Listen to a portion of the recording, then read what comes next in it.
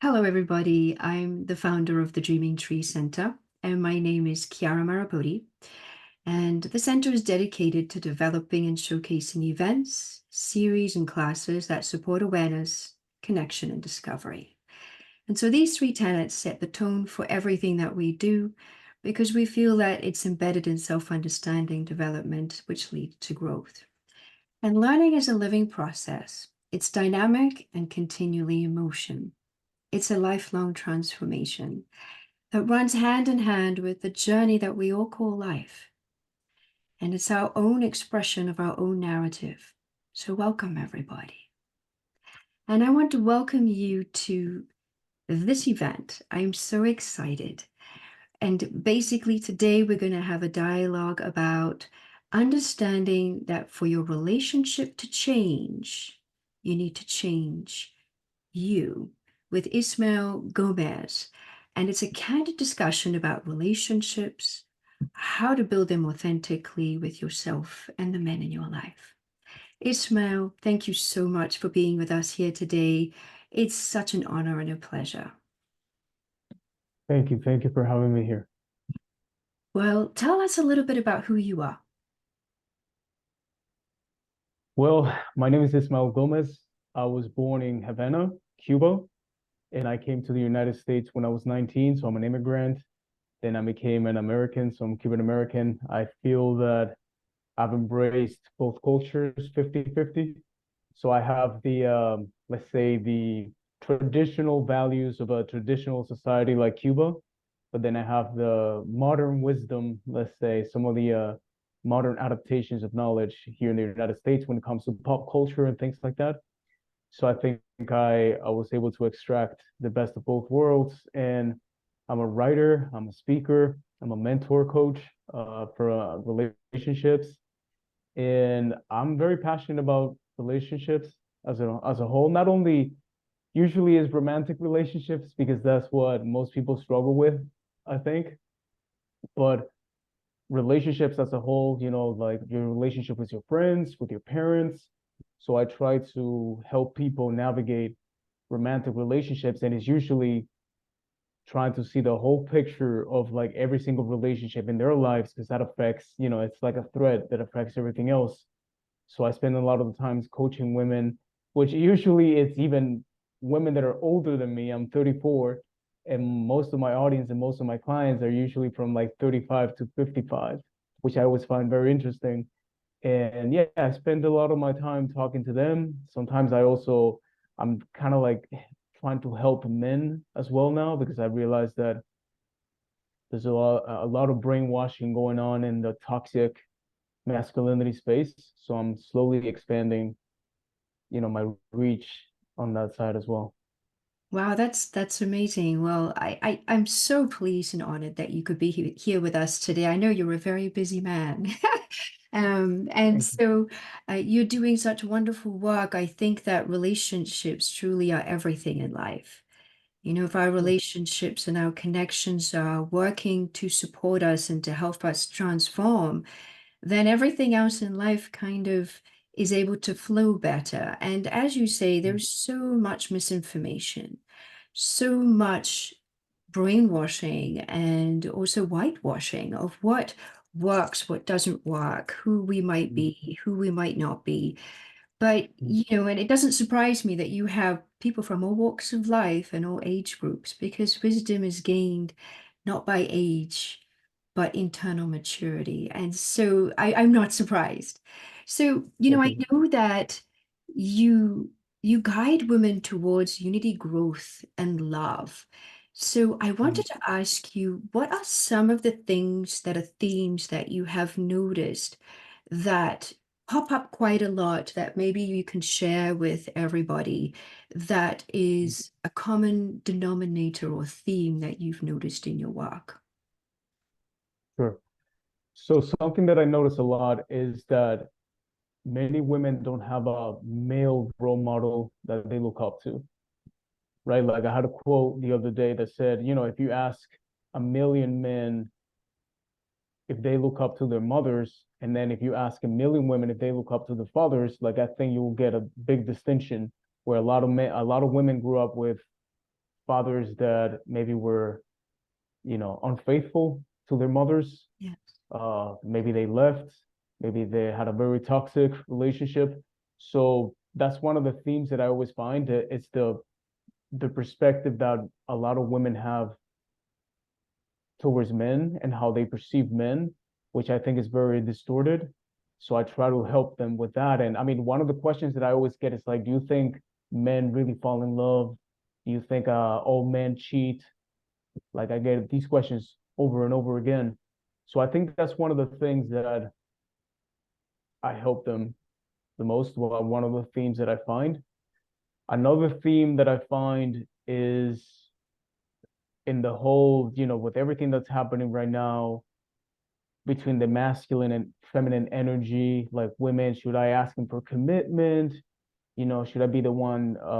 Like I feel that a lot of times women have become very masculine nowadays, especially younger women, like let's say my generation, 40 and under, or a lot of women that, for example, single mothers or have been through like um unhealthy relationships, they become very goal oriented. I don't need a man, I can do all this by myself. So they embrace a lot of masculine energy, and then they have problems connecting with men after that because of the, let's say, the past experiences that they had. So that's I think that, I mean, there's many themes, but those two are, I think, some of the strongest that I find, because honestly, I feel that a lot of the advice and a lot of the things that I talk about, it's usually women above 30, the Mm. ones that listen.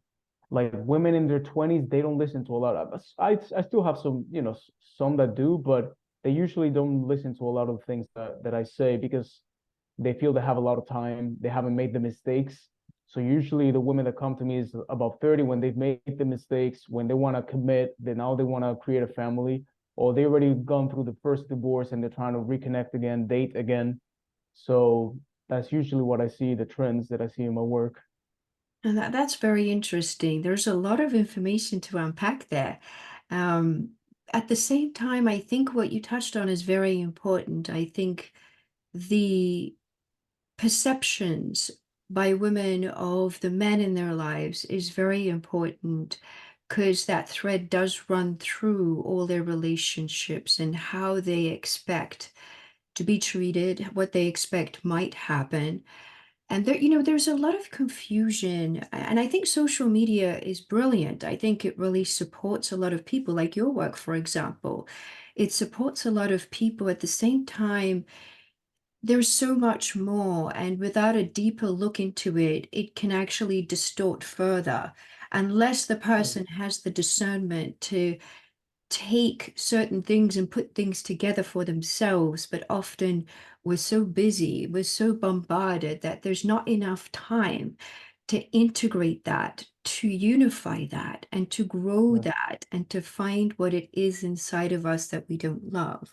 And these are all words from your website and your work, by the yeah, way, because I know that's what you do. You unify, you allow people to grow and to learn about love and what it might represent for them and how it was distorted in the past. But I think that social media feeds into that for mm, both sides, the yeah. masculine and the feminine. And so Well, sorry please, to cut you off, but yeah, no, like one of please. the things, um, yeah, the problem with social media, for example, is that usually negativity spreads faster than positivity, Absolutely. right? Like I've noticed this in my own work, at first when I started, like if I make a video and I say, here's how to build a healthy, wholesome relationship, it might get some engagement. If I say, here's why every single man cheats on a woman, like that's gonna get 20 times more engagement. Interesting. So I feel even a lot of influencers, a lot of people in my, let's say, my sphere and that kind of create content like me, what happens is that sometimes they say the wrong thing, but that's what gets in the views. That's what gets the engagement in the comments. So they say, well, I said this thing about men, or I said this thing about women, and I got all these views. I'm just going to keep repeating and like different variations of the same message. So they start spreading a lot of negativity. And then what happens is later on, after they build their audience, now they want to switch to try to like give positive messages, but now people don't really see you like that, So then the views start dropping and then they go back to the same. I mean, I've noticed this in so many people, like big influencers, out there. That's So, really interesting. Thank you for sharing that.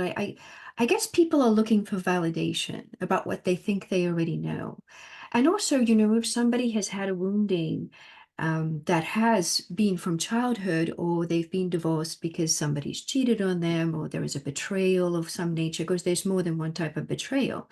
And there are different levels of betrayal. There's the emotional, the mental, the physical, and even this, even spiritual to some degree. They yeah. can be betrayal there. So I guess it's sifting out what you really want to use that social media for. And I think you balance it out very well, where you give both sides. Thank And I you. think what I've seen in your work is that you want to, like you said, look at the bigger picture. So the overstanding, not just understanding and understanding, but what's Mhm. the global picture, the overall understanding, so that you can open the mind and also open the mind and heart to growth. Because Mhm. without that, we have this mistaken understanding that this reality, which is a small box now because we've had it reiterated and we're watching things Mhm. that reiterate it. So, like in yoga, there's a Sanskrit word called satcha. And Sartre really is about, purifying the mind, because what we expose ourselves to, we either feed ourselves or we nourish ourselves. And Mhm. feeding can be like a frenzy. We're going for something and trying to feed that validation, but nourishing leads to growth and purification and moving away from the old and the past. And I like Mhm. that because it really shows that what we consume, what we eat, what we drink, our inner circle, our outer circle, and then the inner social media circle that we operate within really will shape our reality and our beliefs and who we are. So, Yeah. And yeah, the confirmation, it's also, the algorithms, it also depends on the state of mind that you are at the moment. Because, like, if you just came through a very, let's say you just ended a very unhealthy relationship, you have a distorted view of men because this man maybe cheated on you, maybe he abused you. And now the algorithm, just because you clicked on one video that we're saying, that men manipulate women, this and that, now the algorithm is going to start feeding you that every single day. yeah, So you're gonna start again distorting your perspective on men and having the right. confirmation bias that yeah, all men are like this. And now the computer pretty much all these algorithms, Instagram, TikTok, YouTube, based on the amount of views that you have, the amount of times that you view this video is gonna feed you that again and again. Interesting. So a lot of the times if you don't become self-aware, I mean I've even like I have I have a thing written here on my wall that says like, what are you consuming right now?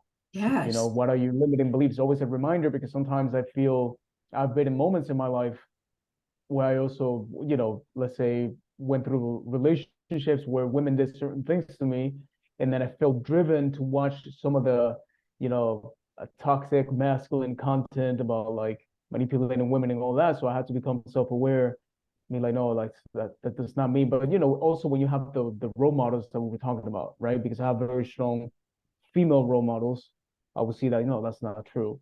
So yeah, it's about your state of mind, it's about your environment, the people that are close to you, and also always try to find, even if you don't have it in your life, let's say like you don't have a male role model, sometimes you can find heroes, let's say online, men that you look up to online, even though haven't met them in person, or you can find them in a book, a man that you like reading, his work.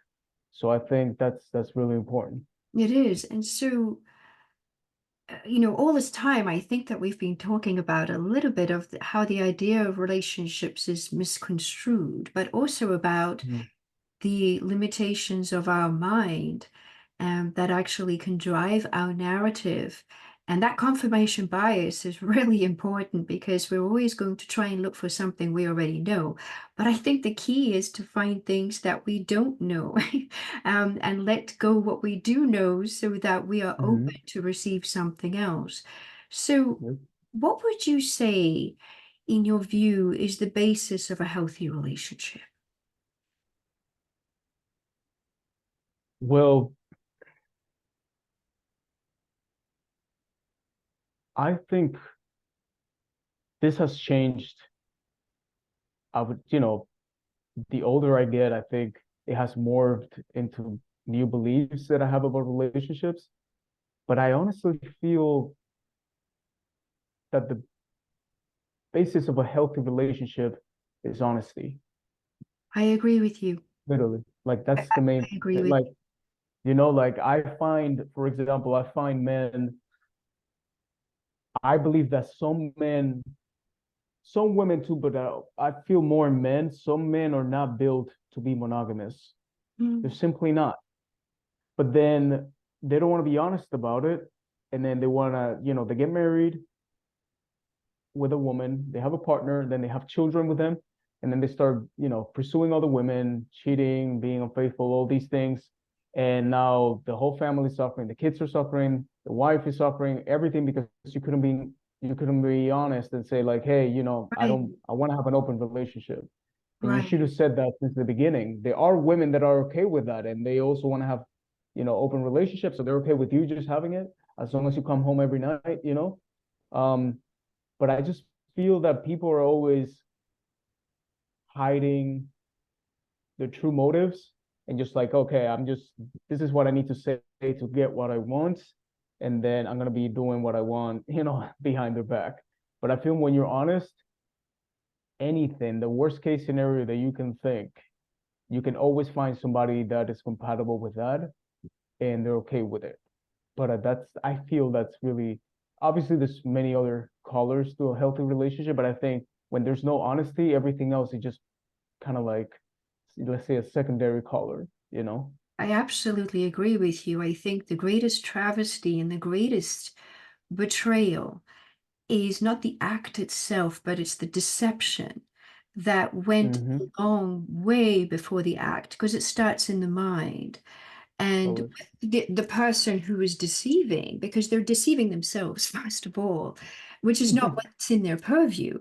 And Mm-hmm. so, they think that what they're doing by not sharing that is protecting somebody else, but actually they're protecting themselves. And they're Mm-hmm. protecting themselves from repercussions or having a rejection. And you have those rejection woundings that could come from childhood that haven't been worked through. But then I also think there's something about power in it, the power to do it all in some respects. And I feel that that deception, we're going to talk about that because your face changed. And that's The good. fear of I missing guess. out, you Yes. know.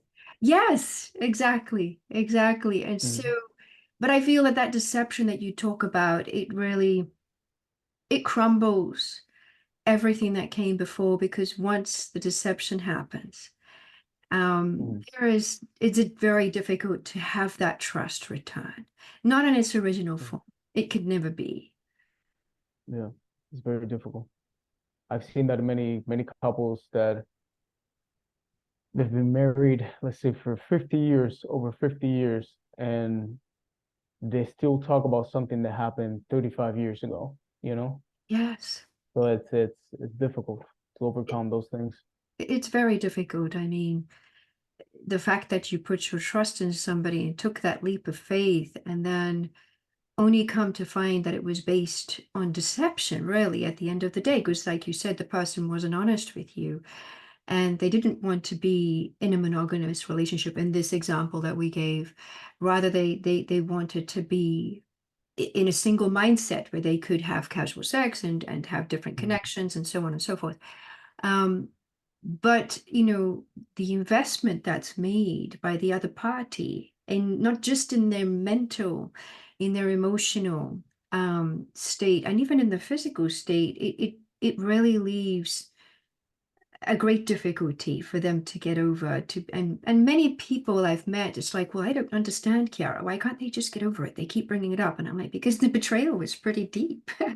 It's like, the trust cannot be regained in its original form, like I said before. Yeah, I mean, that's a big one.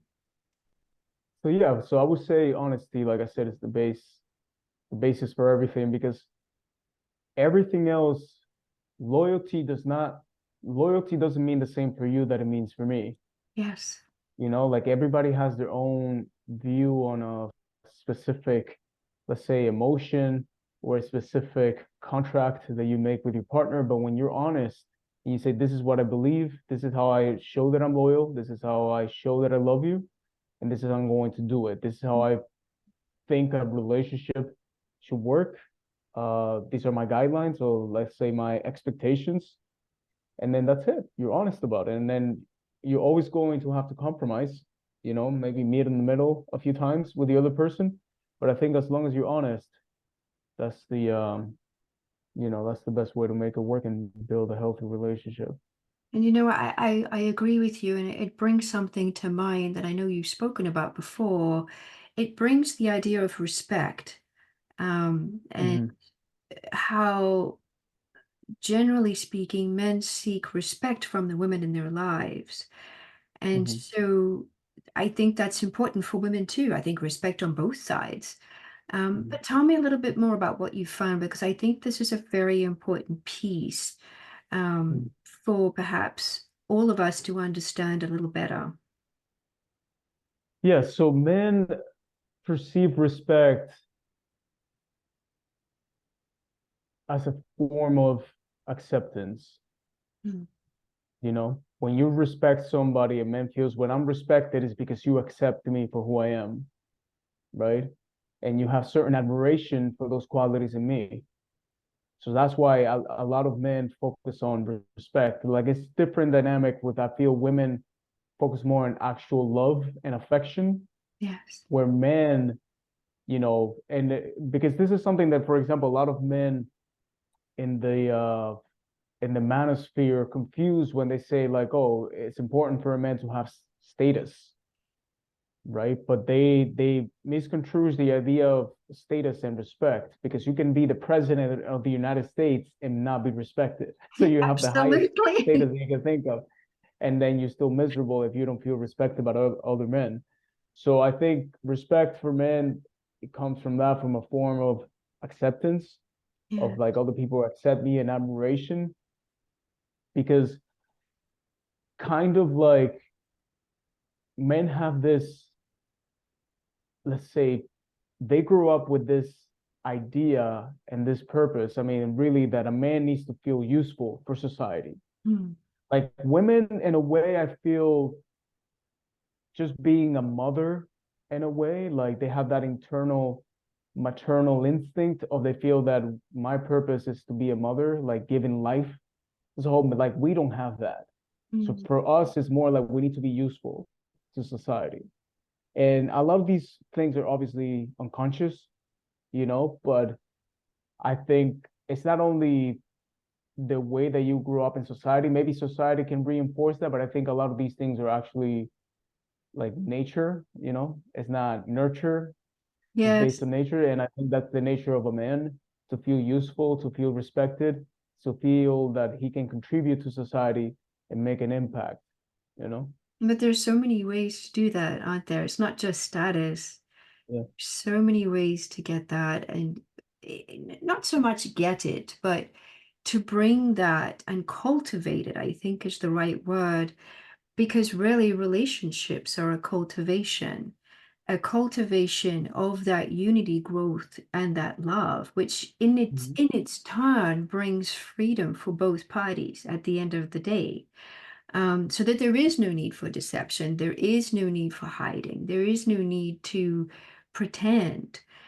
You just are. And I feel like all these societal expectations of what feminine and masculine are and what should and shouldn't be, they really do create barriers to fully understanding what it means to ourselves. Like, and I know that what you're talking about the mother nature, I don't have children. That was my choice. But I still have that Mhm. mother nature. I have many children that are my clients. Honestly, and I mean Mhm. that in the kindest way and the most nurturing way. And so I get that in different ways. And I love children. They the most beautiful, pure beings. before the ego begins to come in, because that's who they are. And then the ego begins, and so you have dynamics happening. But, we have that idea about this is the rigidness of what a masculine is and a feminine is, but actually there's dynamic. And I think in a relationship, there is a to and a fro, an ebb and a flow. And I feel that maybe it's a woman's perspective, and you can give me the male's perspective, because actually, yeah, I'm sure that is probably a female perspective about the ebb and the flow of connection, right? Because Mhm. for me, at least, connection is very important with everyone.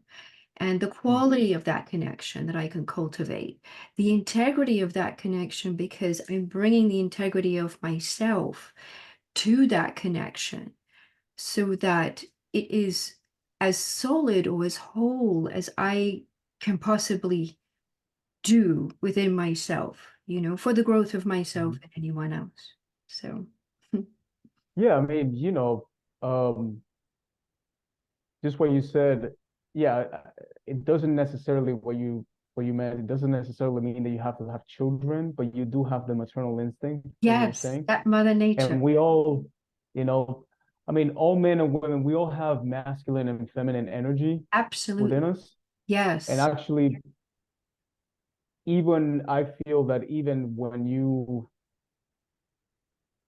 if you are a man, if you have an imbalance of feminine energy, that would actually have a wounded masculinity in you, Yes, a I wounded agree. masculine energy. So you need to know when to kind of fluctuate between both energies, depending on the environment, depending on the situation, and use both of them. Like I know, for example, when I'm in a coaching session with a woman, I might need to tap into my feminine energy more to connect with them and understand their situation more than my masculine energy. But when I'm playing Absolutely. soccer Yes. with my friends, I might be tapping into my masculine energy and shouting and celebrating goals.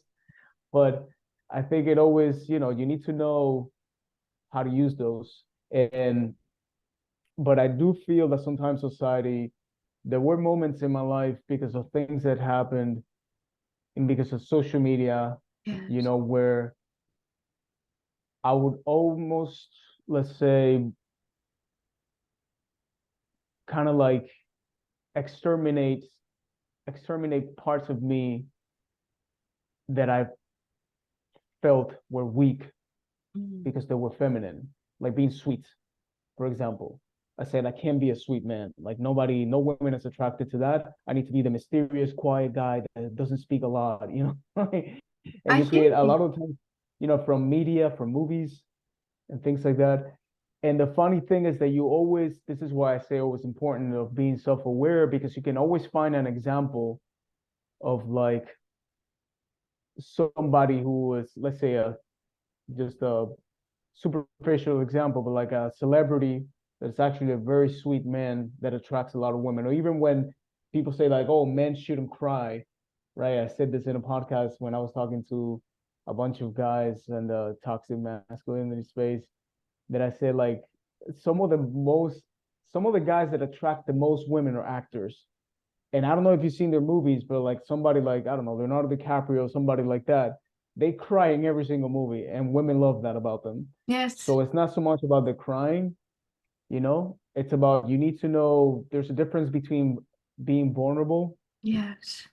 and actually being emotionally, let's say, soft, you know, that I think you need to know when to use the softness, but in certain moments where you actually need to be strong, if you don't show that strength as a man or as a woman, even, I was right? going to Other say people it can take goes both advantage. ways. Yeah. Yeah. So I think it depends always in the situation, and you need to understand how to kind of navigate between both energies and not, you know, feel that because you're a woman, you need to be more this way or that way, you know. So yeah, I think is being self-aware and not labeling so much like, oh, I'm a man, so I'm always supposed to be this way. Like if I behave that other way, then that means that I'm being feminine and I'm being weak. I mean, just for a man to say like, oh, I'm tapping into my feminine energy right now. Like yeah, I think I appreciate that, actually. It's a lot of refreshing. men, You know, like how many men do you think you can get on camera to say, I "Oh, I'm don't, tapping into my feminine energy right I'll be now"? waiting for that one. You know, it's I don't know many of them. And you have to understand also, like,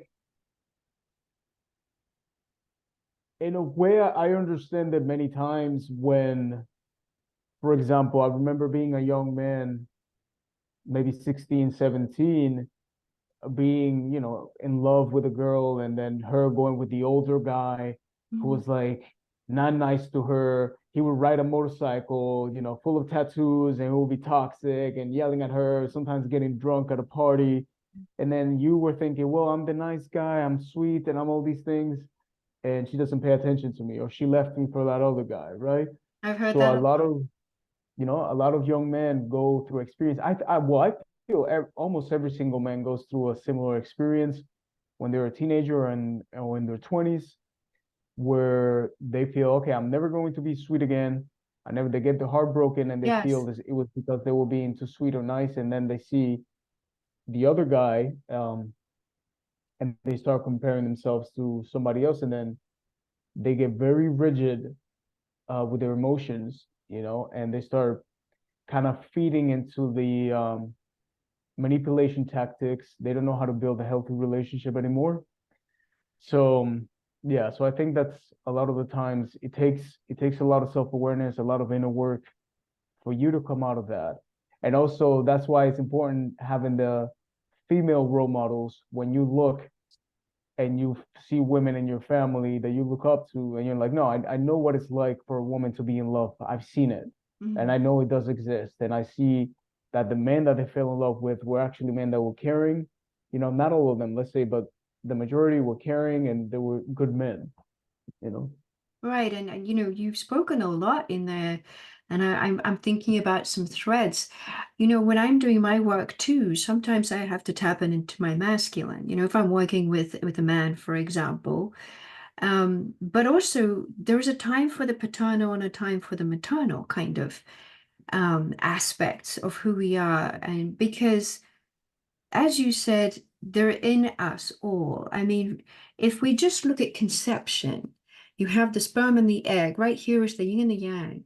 For there to be a unity, a spark, and growth.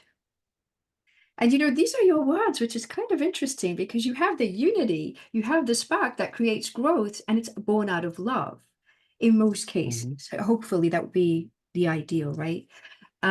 So here we have people, I think, when they've been hurt, they also look for that confirmation bias or that validation. If I act in this way, I'm also looking for the same red flags that that woman or that man showed me so that I'm not going to get taken again and I'm not going to get deceived and I'm not going to hurt me. No one is going to hurt me again. So we have that armor and it's the barrier to the vulnerability, to the inner work that you were talking about, to understanding what relationships with ourselves, masculine, feminine, and whatever, who we are and what we're looking for, masculine or feminine externally, what does that actually look like? And I think you're right, those role models are very important. How the role models treated each other as in the coupling, how they Hmm. responded to each other. And children like sponges. You don't have to say anything. They feel everything. So even if Hmm. we might say something as adults, they'll feel it more than because most of the time they're pre-verbal when they're learning this. And the subconscious mind is learning right from the beginning of conception. The subconscious mind, the body is the subconscious mind. I did a session once with a client, and we went back when she was in the womb, and she took on many of the beliefs of her mom and the stress, and it was a difficult situation. There's no judgment, but at the same Hmm. time, the fetus went through it with her. And until the Hmm. time that it was understood, because it's pre-verbal, does not have a method, and it's not even fully developed, a method to put things into place, we take that on as real, as literal, Hmm. and it becomes part of the subconscious, and we carry this through our lives without even knowing it. And so that internal work that you were speaking about and that self-awareness is it's the gem within the pain almost. We have to go through it, the gem within the pain, the wisdom in the Yeah, pain, because the armor keeps us stuck in what we don't want to be, even though we think it's pleasurable because it's the only pain that we know. But in the end, it doesn't serve us and it starts to create discord and disharmony, and it stops working. yeah, It stops working. yeah. And I even think I would say that even sometimes when we're doing that inner work, when we're looking at our past, when we're looking at our wounds, when we're looking at our triggers, Mm. sometimes there can be a period of isolation Yes. where now you start feeling more disconnected from people. You start feeling harder to connect with other people because a lot of people are not in the same journey as you are. Yes.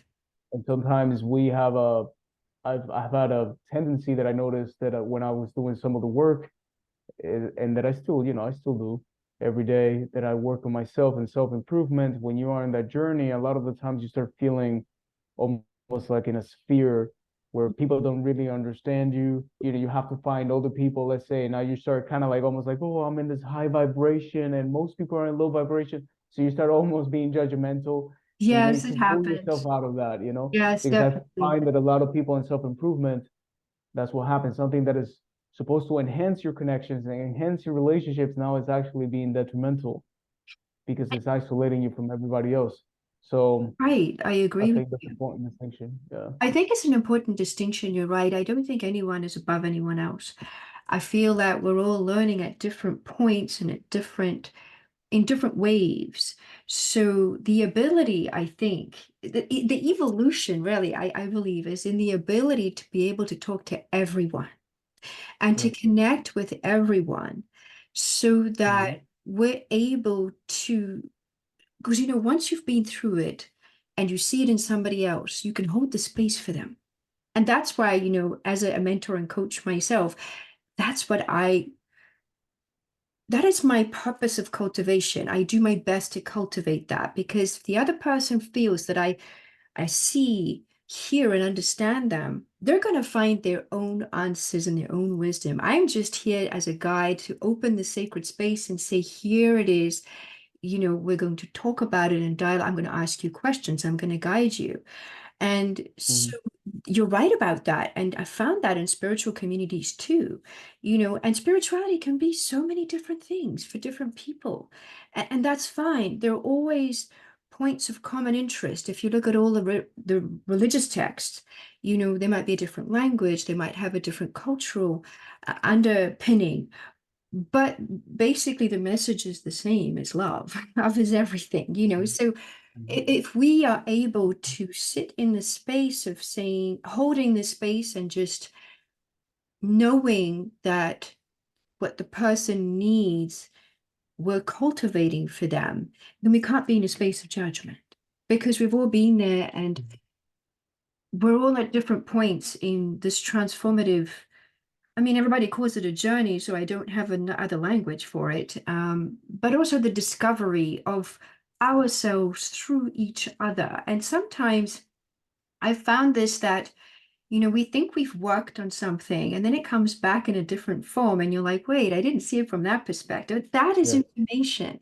That's now, let's look this from a different viewpoint because you learned that lesson, but it's not the fullness of it. And so now I will be able to come to somebody Mhm. else, my client, my friends, my family, and my other connections with that understanding. And when they need it, if they Yeah. need it and they ask me, because I don't offer it unless they ask, obviously, they're on their free will journey, um, Yeah. then it's there to share. And I think that's actually very beautiful. I Yeah. absolutely think it's very I mean, beautiful. one thing that has helped me a lot actually, that I've come to the realization, is that now seeing your journey, let's say a lot of people see it as climbing a hill, and it's Yes. almost like you always need to reach the peak. And then, well, no, I'm missing this thing, and I still need to keep reaching to the next level and the next level, until I get to enlightenment and the next level. Where if you change your perspective and you see it more as a road trip, But you're Yes, going just going down a path and things are coming your way and you're learning new things, discovering new parts of yourself, new information, new questions that you ask. I think that's a more balanced and wholesome perspective for I you agree with as a you. human I being. kind Yeah. of I kind of feel like the enlightenment is on that road trip. Like every single twist and Mhm. turn, that you don't see what's coming. Like the unknown is what people fear the most. But sometimes taking a leap of faith and going, well, I wonder what's around the corner. Let me go really slowly and find out. I'm going to just go slowly and walk it a little bit. I don't want to just run it. Sometimes you do and sometimes you don't. But the enlightenment is actually in the present. It's not over there because once we start to do that linear format of past, present, and future, but there is no future. You're creating it You today. can only experience It's the present. Yeah. today. So the enlightenment is not reaching a level, doing a class, doing this and doing that, and saying that you've done this and you're gifted and whatever. It doesn't matter. We're all gifted. We all have things and talents that we can bring to each other and learn and grow from each other. But the enlightenment is right there in the light bulb. And most of the time, if we're looking up all the time, we're not looking around. We're not, asking Mhm. those questions you were talking about. We'll miss the moment. So where's the enlightenment? It's what I want to know. I've done it too, we've all been there. That's how we come to these things. And so that's cool. Yeah, it's a fun discussion and dialogue. It's very cool. Yeah, yeah, yeah. I feel exactly what you said. Um, it's just enjoying the trip. The trip is the enlightenment, the path, and you will never be able to experience tomorrow or yesterday. You're always just experiencing the present time. Yes. The present Yes, moment. So it's just the future is your imagination and the past is your memory. It's really just you and your brain, it is. and you know you are who you are right now. And even when you look at pictures of yourself from like 20 years ago, I don't it's almost you recognize feel myself. disconnected to that. It's like, is that really me? Because Yes. I don't reckon. I'm like, oh my this God, is is me right that now, me? right? And even when you were talking about religious texts, or even if you want to believe in science and the Big Bang theory, like we were all came from the same place, just one Yes, point of light, let's say, if you believe in the Big Bang, all the information was there already, exactly. right? So it's kind of like even when you're born, we separate ourselves because we like to label things and it's easier to navigate life like that. But when you really think about it, it's like we're all the same thing. Everybody, we're connected to everything else. We all Mhm. came from the same place, and we are just an extension of each other. Like if you think of yourself as a drop of water instead of the ocean, Mhm. like you're mistaken, right? You're the ocean itself. Yes. So, and I think love, when you talk about love and relationships, I think a lot of the times we love people that give us a sense of we feel they are an extensions of ourselves. Mhm. So we always say like my wife, my house, my home, my team, right? We say these things because we feel they're an extension of us. That way we can experience more of life, of Right. what life has to offer. But I think the moment your awareness becomes the greater and greater your awareness becomes, then you start seeing really the connection with everything else. And I feel that's an interesting. It's frightening at first, but I think the more you adapt that view of like I'm connected to everybody else and I'm here to serve other Yes. people with my knowledge and what I Absolutely. have, and I'm here to learn from others. Yes. Because I feel that a lot of times when we talk about relationships, most relationships are based on taking from each other rather I than agree. exchanging, Yes. giving without expectations, and it just always comes back to you. So I think that's a lot of the problems that I find in relationships is just people trying to take, from the other person and Mm. willing to give back very little, I you know. agree. I absolutely agree with you on that one. There are so many good points that you mentioned. And one of the things that came to me was that, you know what, because we're all connected to each other from that singular point of consciousness or light, whatever language, it's just language, really. Um, but actually, it's a rediscovery then. It's not a discovery.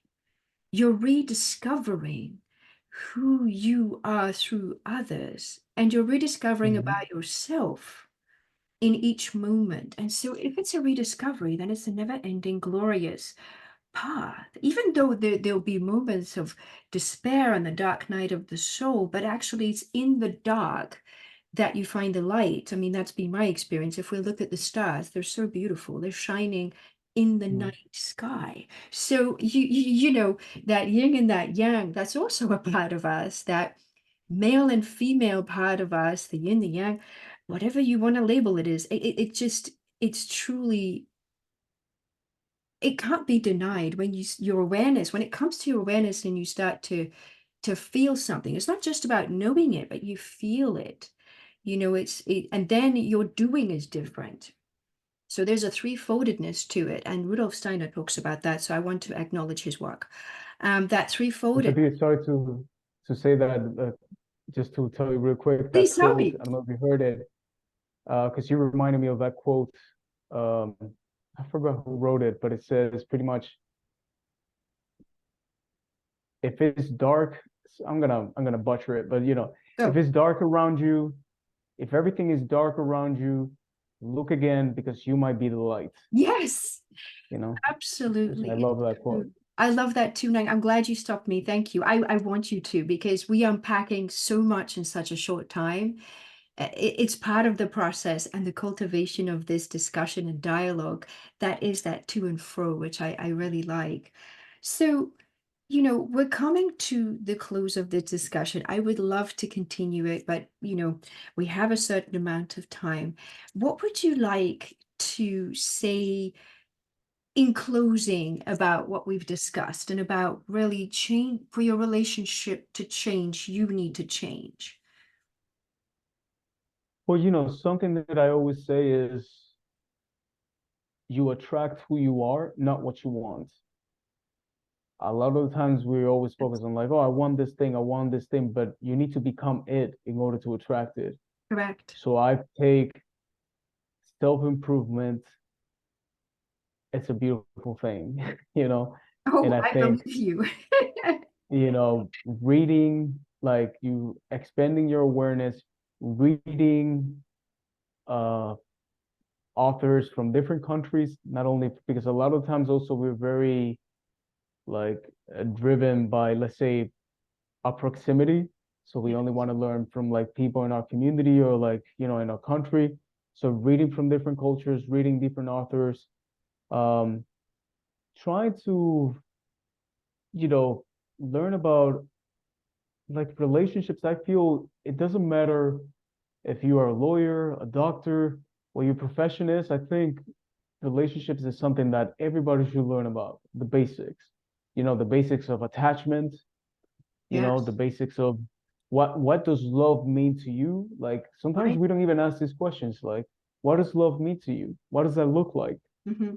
Because maybe you can change your perspective on that. Because maybe the perspective, yeah, that you grew up on, that you saw your parents, how they loved each other, maybe there's a healthier one that you can develop for yourself.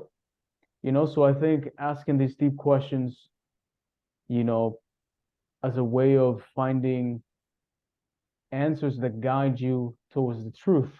Because I think all of us are here also in a trying to find out what's true. Where do we come from? What does love mean? All these deep questions. I think you can only find the answers for yourself, Yes.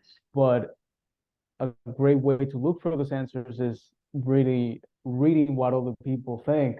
Like I remember when I first got to college and I started reading Plato, Aristotle's, Socrates, and I started seeing a lot of the questions that I had as a young man about like existence and death and relationships, all these things, wisdom.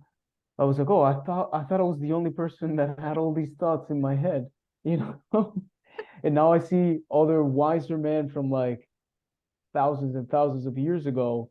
We're already thinking about these things and debating what's true, you know? So I think, yeah, I think self-improvement is what I always try to help everybody to get on the journey of self-improvement.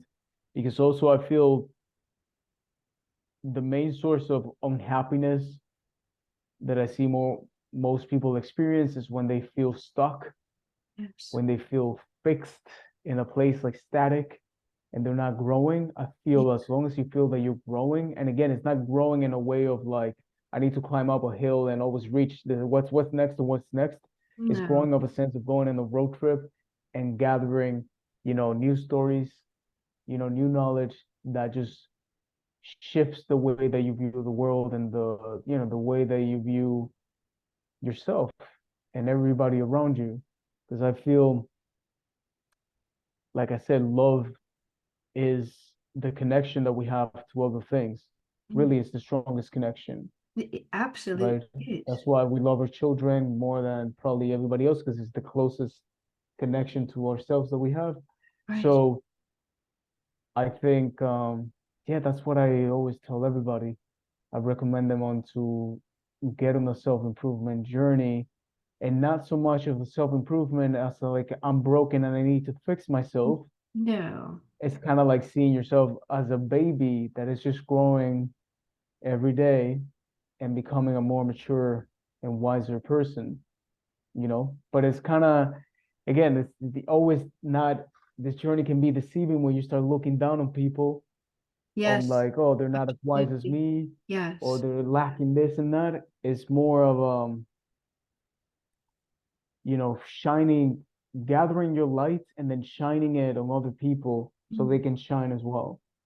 I love that. That you've made such beautiful points, and that idea of truth without judgment, and allowing someone else to have their truth, and find that. And sometimes it's a very long road trip, to find out what that is, because there'll be lots of moments where the belief systems have to crumble, and if you don't do the work, then it almost feels like universe does it for you. It creates moments where it does crumble anyway, no matter what you Yeah. do.